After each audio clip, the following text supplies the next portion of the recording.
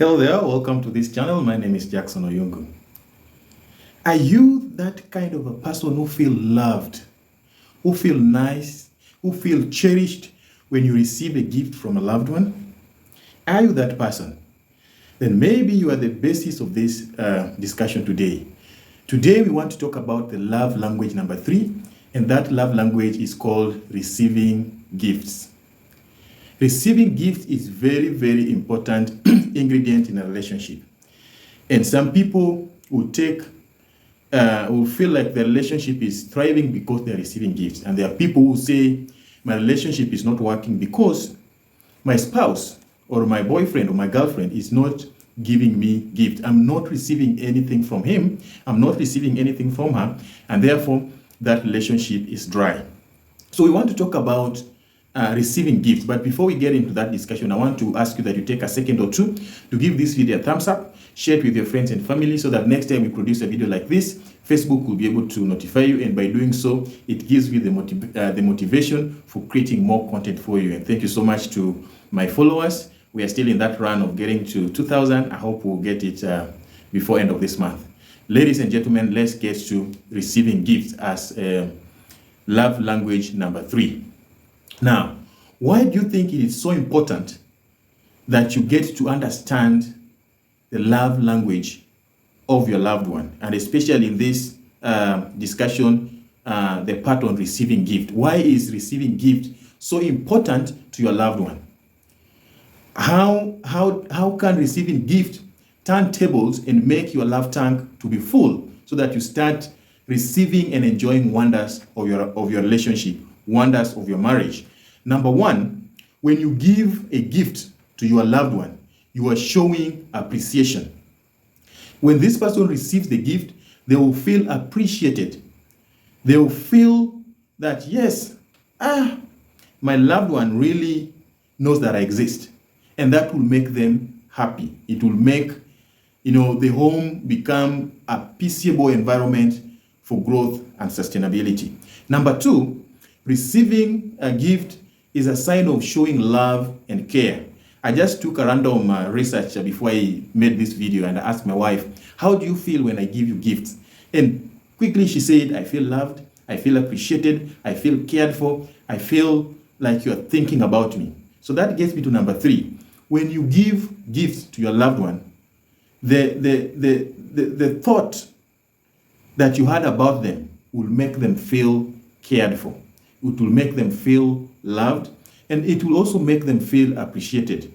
There's a friend who once told me that, Jack, you know what? Just the thought about someone is a clear indication of love.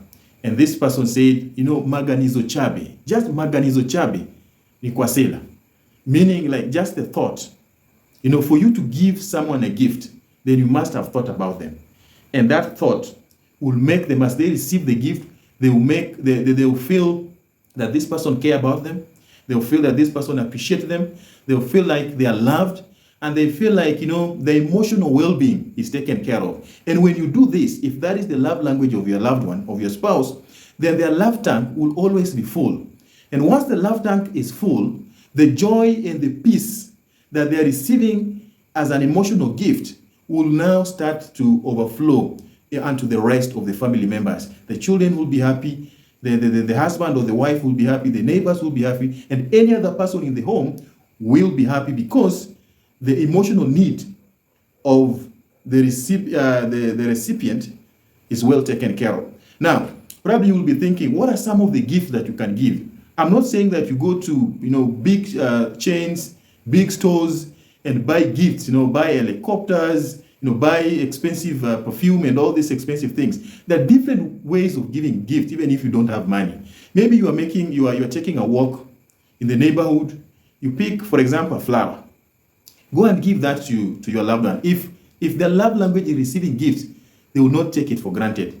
They will like, oh, when he saw the flower, he thought about me, and I feel so nice that my spouse really thinks about me. So even a flower that you can just pick, can pick along the way on the street will make a difference in your love life.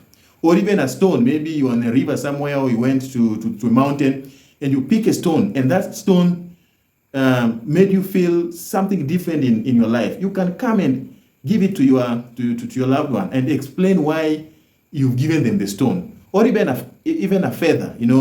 Maybe you're on the field, you've picked a feather, maybe of a peacock or any other kind of animal. I say, when I think of this feather, when I give you this feather, it symbolizes the propelling factor. Feathers make animals to move, and therefore, when I give you this feather, I take it that our marriage or our love life will move from one point to the other. And of course, you can also buy some gifts. You can buy them, clothes, shoes, what they like. So it's not necessarily that you have to give something expensive. No. There are different ways that you can give gifts. Even giving your time to your loved one is also a gift. And you see, there's no monetary value in it, but you're still giving them your time, especially when they are having low moments. Maybe they're having rough time at work, they're having rough time with their education, or a loved one is not feeling well. When you give your spouse or the person that you're in a relationship with your time, they will feel loved, and that is a gift. So if you are that kind of a person who loves receiving gifts, then you need to communicate that to your loved one and say, hey, I feel loved when you give or when you present gifts to me. But maybe your love life or your marriage is not working well. I want to challenge you. Try giving your spouse a gift. Maybe that's the only thing lacking in that marriage, and it will blossom from nowhere. So I want to challenge you. If your marriage is having problems or is not working well, if there's a lot of resentment from your spouse, maybe try giving a gift. That could be the only thing that is lacking, and that could change the entire marriage. It can be a game changer in your marriage. So that is what I prepared for you today as the third love language, and we said it's receiving gift. Until we make another video, thank you so much for watching. Share this video, comment, and tell me what you think in the comment section, because when you share, when you give it a like, and when you comment and we interact, that tells me that we are learning together. Otherwise, thank you so much. Until we make another video, my name is Jackson Oyungu.